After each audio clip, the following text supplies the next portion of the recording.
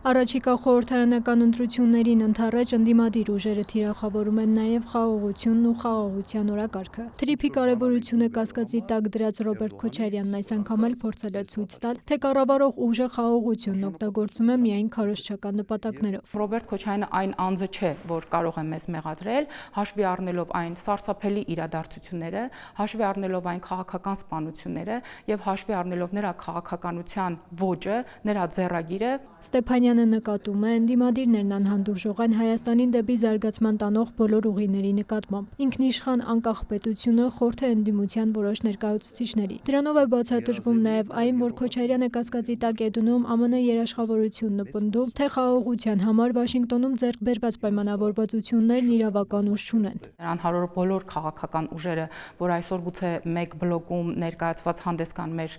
քաղաքացիների առջև, պարզապես չի պատկերացնում իրենց քաղաքական գործունեությունը խաղաղության պայմաններում եւ բնականաբար նրանց նպատակներից ելնում է, նրանց քաղաքական ծրագրերից ելնում է անպայման խժդժություններ իրականացնել, որին կհետևեն արդեն սահմանին էսկալացիաները։ Եվ ես կարծում եմ, որ պետք է շատ վաղուց զբաղվեն ոչ միայն Հայաստանի Հանրապետության, այլ նաեւ արտասահմանցի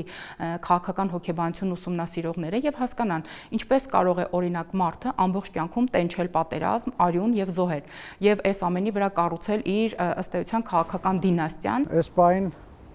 արդեն 1 տարուց ավել է սահմաններին կրակոցներ չկան, որևէ մեկը չի զոհվում կամ վիրավորվում եւ փաստացի ունենք խաղաղություն, որը որ պետք է փայփայել։ Եվ խաղաղությունը հենց դա է, ասում են քաղաքասարակության ներկայացուցիչները։ Այս համատեքստում խոսել, թե արժանապատիվ խաղաղությունը ենթադրում է երաշխավորված խաղաղություն, մեղմ ասած այդքան էլ ճիշտ չէ։ Ինչ է նշանակում արժանապատիվ խաղաղություն, օրինակ իմ պատկերացմամբ։ Արժանապատիվ խաղաղությունը հենց այն խաղաղությունն է, որը ենթադրում է երաշխավորված խաղաղություն։ Իսկ ում կողմից երաշխավորված խաղաղության մասին է խոսում Քոչարյանը, ըստ բանախոսների, դատելով, թե որ երկրի շահերն են նա սպասարկում, պատասխանն արդեն իսկ պարզ է։ Երբ որ մենք խոսում ենք արտաքին քաղաքականության դոկտրիների փոփոխության կամ արտաքին քաղաքականության բալանսավորված վիճակի մասին, օրինակ շատ քաղաքացիներ, մասնավորապես նախորդ իշխանության ներկայացուցիչները ենթադրում են, որ որևէ մի գերտերություն կամ որևէ մի երկիր պետք է մեզ դայակություն անի։ Այսինքն մենք չենք ուզում աշխատել, մենք չենք ուզում ունենալ պետություն, մենք չենք ուզում ջանք գործադրել որևէ ոլորտում կամ մեր պետության զարգացման համար եւ շատ ավելի նախընտրելի է, որ գտնվի ինչ-որ մի հովանավոր, որը մեզ կորդեգրի եւ ըստ էության մեր փոխարեն իբր կլուծի բոլոր այն խնդիրները, որոնք կարող են ծառանալ մեր պետության եւ մեր ժողովրդի առջեւ։ Անհեթեթությունը ախր 4 տարի անց է, շատ չի անցել։ 2021-22 թվականին Հայաստանի վարչապետը եւ օգնություն է խնդրել Վլադիմիր Պուտինից։ Ամեն անգամ տարբեր պատճառաբանություններով այդ խնդրանքները մերժում էր։ Սկզբում ասում էին՝ լավ, մենք կսանձենք Ալիևին,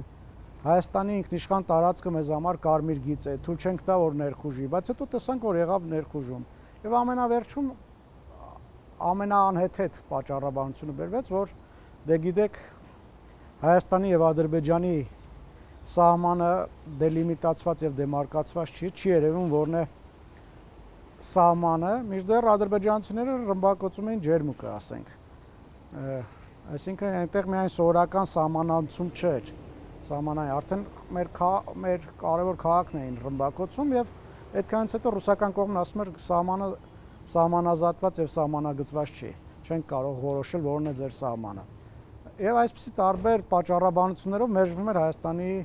իշխանությունների, Հայաստանի վարչապետի խնդրանքը։ Եվ դրանից ընդամենը 4 տարի է անցել եւ այդքանից հետո ասել որ Ռուսաստանը կարող է երաշխավոր